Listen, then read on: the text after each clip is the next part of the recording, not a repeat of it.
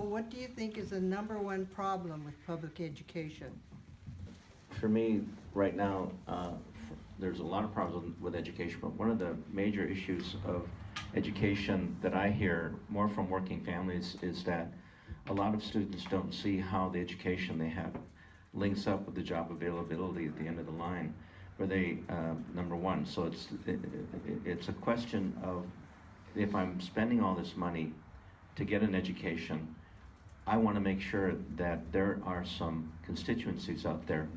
And so I think the solution is I helped get $15 million in a Career Pathways grant. And what we did was, in our district, was we linked the K-12s and the community colleges and the employers. In order to get that grant, we had to have cooperation with all three. And by that I mean that we have to make sure that if students that are incurring debt, and that's the secondary problem, is a high cost of education. I was part of the College Promise program that we did with Mayor Garcetti of LA, where we made the first year free, and we were funding that. Miguel Santiago, Assemblymember Miguel Santiago took that into his legislation, and Governor Brown just funded that. So linkage, and also the issue of cost. And I say that because when you come out of college and you have $100,000 in debt, the worst thing that can happen to you is that you find out that your degree, it's not that it's not worth anything, but you haven't seen the people that can use it. And I think that's why we have to have those linkages. Making sure the relationships with those employers doesn't happen the day that you graduate, but it's got to start way, way back earlier in the pipeline. And education can really be, there was a young man that went to LA Trade Tech, and he was a gangbanger, came from an immigrant community. He probably had taken the life of somebody, and people said this is a throwaway person. Well, we put him in our apprenticeship program, and as a welder, he was told, you're gonna make more than $100,000 a year. Didn't miss a day in class, and right now probably owns 2 or 3 houses, and putting all his family in a location that is a lot better than he was. So that's very, very, very, very, very important as far as what I would do for education. It's a very complex thing, and as someone who's rescued by education, I can tell you that's going to be a huge, huge priority for me. Thank you. Monica, same question. All right, okay, thank you. I do agree that the challenges of our education system are complex.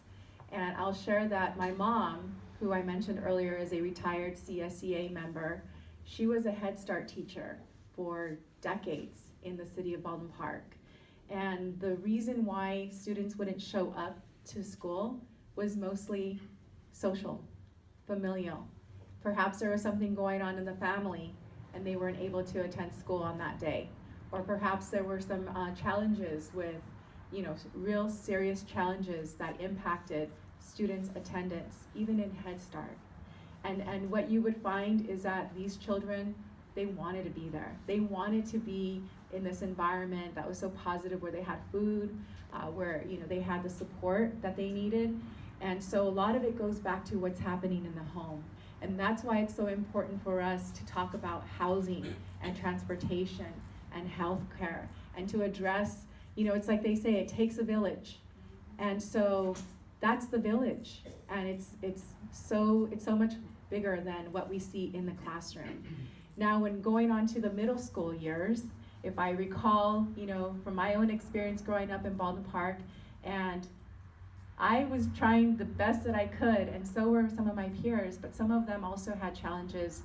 One of them, I remember, a very dear friend of mine, trying to push forward, but his family was in a cycle of gangs.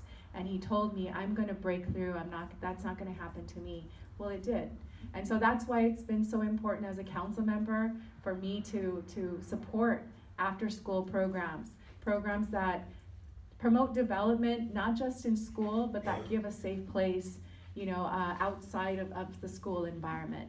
When we go on to high school, I think it's a matter of helping students understand that if they work, towards something, this is what they will achieve. And for some of us, it's higher education. For some of us, it's going on to a vocation. And that's where we really need to fortify the opportunities after graduation so that students can see, I can contribute, I can find my way. And financing higher education is a great challenge. And so I think that that becomes a deterrent even in high school for students. So we need to figure that piece out. How do we make the public higher education system more affordable, more attainable? How do we create these vocational alternative opportunities so that, if somebody's not going on to the higher education, they can pursue apprenticeship opportunities and workforce opportunities. And so it is a complex issue, but I think that, we're ready to tackle that as a community and really think through how we can do that.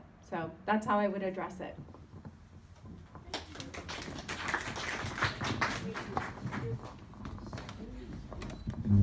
Thank you. Well, as I mentioned, I am a teacher. I've been an educator for 17 years, so I've had the privilege to be in the front lines to see what our students need. And there's always the early education, and there's a college affordability, but there's always the in-between. And I think a lot of us don't realize how much school has changed since we were in school. And so one of the things that we found is that most kids are coming to us school dependent. And what does that mean is that the majority of the times we can have great programs before school, after school, but if you don't have a support system at home, then you're not going to be successful no matter how many programs we put outside the school system. So we need to focus in the in-school programs because these kids are dependent from by the time they come to from 8 to 2 or 8 to 3, depending on the hours, they're dependent on us to provide that resource that perhaps their parents are not going to give them at home. And to start, let me just share with you. Right now, we don't have counselors in our schools. And I believe Councilmember Monica Garcia mentioned that a lot of their kids come with social issues. And how are we going to address these issues if we're not providing the proper funding for counselors in school? And I think that's our first line of defense. We need to catch these kids when they come in, kinder. Let me just tell you, I've been teaching elementary for 17 years and I've taught all grades. We see the deficiencies as soon as they walk in the door. We see when they don't come to school fed. We see when they don't come to school well clothed. They haven't slept. Some of them sleep in the cars. So as much as we want to provide all these programs after school and before school, which I've been such an advocate for, but I recognize that if we don't put the proper systems in place, college will never be a reality.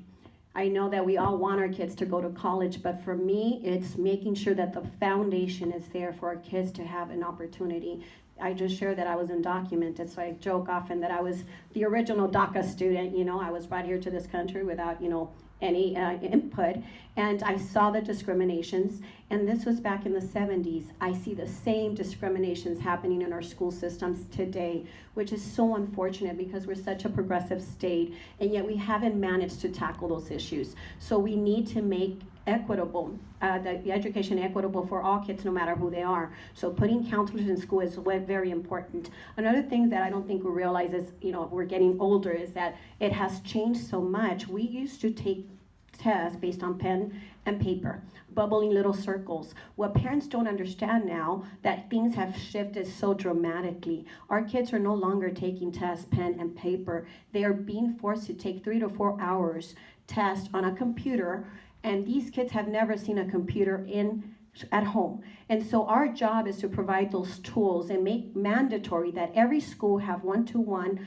computers, because for example, my 3rd grade students get tested for 2-3 hours at the end of the year, and we are not provided any computers. They haven't seen a computer all year long. We go once a week to a computer lab, and that is not how our kids are going to succeed. You see the disparity. The rich do well, the poor struggle, and we need to close that gap in terms of getting them to college. We have to also work on affordability, but if we don't strengthen that foundation, those kids are never going to have a shot. So my focus will be to make sure that those foundations are there for those kids to succeed. Thank you.